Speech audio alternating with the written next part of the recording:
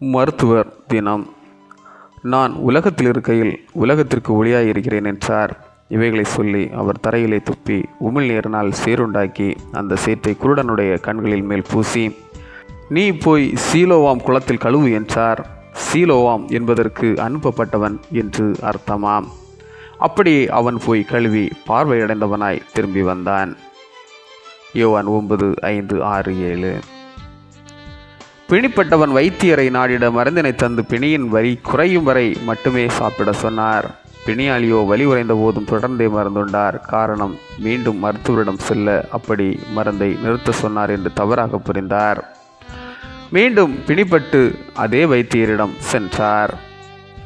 இன்றைய உலக மருத்துவர்களின் மருந்தில் கூட நம்பிக்கை இல்லாமல் உண்ணும் பழக்கமுடையது.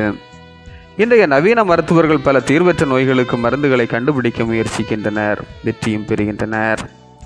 ஆனால் நம் ஆண்டவர் வெறும் மண்ணை சேராக்கி அதை பார்வையற்றவனுக்கு பார்வை கொடுக்கும் மருந்தாக்கி சுகப்படுத்தி காட்டினார் என்றால், வெறும் மண்ணையும் அவரால் பயன்படுத்த முடியுமானால் இன்றைய உலகில் மருத்துவர்கள், மருத்துவ படிப்பு படிக்கின்றவர்கள் என எல்லாரையும் சிறந்த நோய் தீர்ப்பாளர்களாய் நிச்சயம் உருவாக்க முடியும்.